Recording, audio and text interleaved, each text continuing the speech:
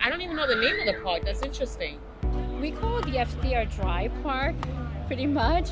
I call it the Cookout Park. In Spanish, it's called the Rio East. The FDR Park with the sprinklers. East River. That's what everybody's faulty. I call it East River. That's East River. That was the name of the East River. We always call it like that, East River Drive. I never know the name.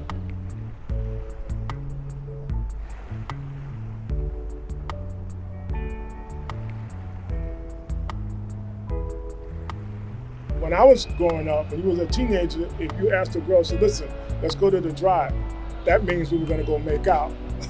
That was that, so you bring your blanket and sit in it anyway. They have grills there, people going do hamburgers and all that stuff. I used to go out there and watch the moon rises and be able to watch the fireworks. Or go watch my kids when they were younger and having their track and fields there all the time. We played handball, we played softball, stickball, we played hula hoop, you know what I mean? I remember, going there fishing over by the fireboats and stuff. I love to see people fish. And having the amphitheater, when the amphitheater used to be there was a lot of entertainment. It was a beautiful place always.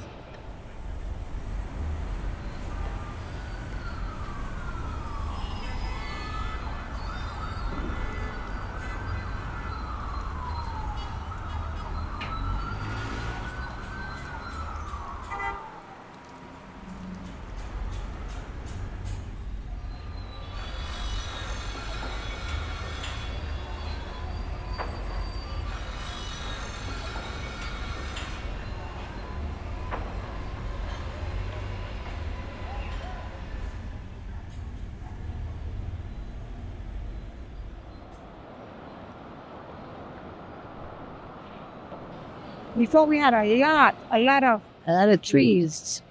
That's not that nice either because it's going to be kind of hot. So those trees are life over here. The ones with my names, with my kids' names, they were all baby. I did carve some trees. The trees, bro, the trees. I feel like the Lorax, bro, the trees. We gotta care for the trees. I just got so heartbroken from all the construction that I have. I barely even walk over there anymore. I get the reason, and yes, we do need something because Hurricane Sandy hit us bad. Water levels are rising, and that's definitely a fact. We live right next to the water, and so that could bring a lot of problems. I don't really think it's valid because when the storm comes and the flood comes, it's going to come. The water's going to come. This is not even actual bedrock. This is all landfill. What we're on right now is all landfill. To be honest with you, the water made it all the way up to here from the olden days. It just gave us a reminder of where the water should have been initially. Well, people don't like change. When they bring something new, they don't know what to expect, which is natural. It's a lot of memories there. Like, if they change it, it's just gonna be like a new place that probably some rich white people done made different. They do a lot of things from the neighborhood over there. So would it still be the same when they put it back? Like, I'm not too sure. It might not have the same heart in it. The first section of the East Side Coastal Resiliency Project is done. This is the first of 5 park areas to reopen with this kind of flood protection integrated into the landscaping.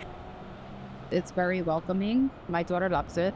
I think it's a huge upgrade. I think it's bringing more into the community.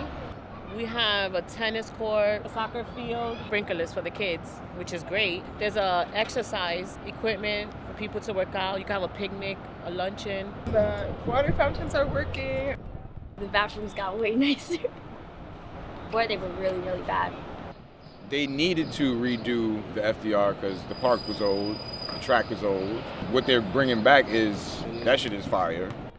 Fancy is nice to a point, but who does it really benefit? Does it benefit the poor people in the community, or does it benefit the people outside coming to use it? Gentrification, you know what happened in this neighborhood. And I'm going to tell you for a fact, what they're doing, they're trying to stop the water from coming in on us, but at the same time, they have some other plans in mind to turn it into like a tourist attraction also. You know what I mean? You can make money on it. If you're going to get good quality things in your neighborhood, somehow the upkeeping has to be charged somewhere. You know, charging for memberships and things like that. I think it's a Ponzi scheme. I think it's going to somebody's pocket. I feel like they're closing us in. I miss my old neighborhood. I miss how things used to be, but it's whatever. Many times, you know, people feel depressed or they feel disenfranchised because they've been let down over the years. You know, people were promised this was going to happen. A lot of politicians have come down, knocked on our doors, and promised the moon. And then as soon as they got the vote or something, they disappeared and never came back. Okay? And people see that. I mean, Ray Charles could see that. You know what I mean? They taking care of the park, but the housing, nothing. In other words, my bathroom is falling in apart. other words, they ain't doing shit. I'm sorry to say, but that's what it is.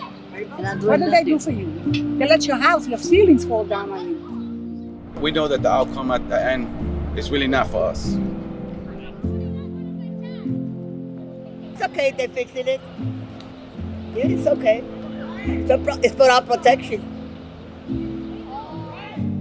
I think they're doing a good job because now there won't be as much floods and stuff than there was before. I've been here 30 years. I like to see new things. It feels like a fresh start.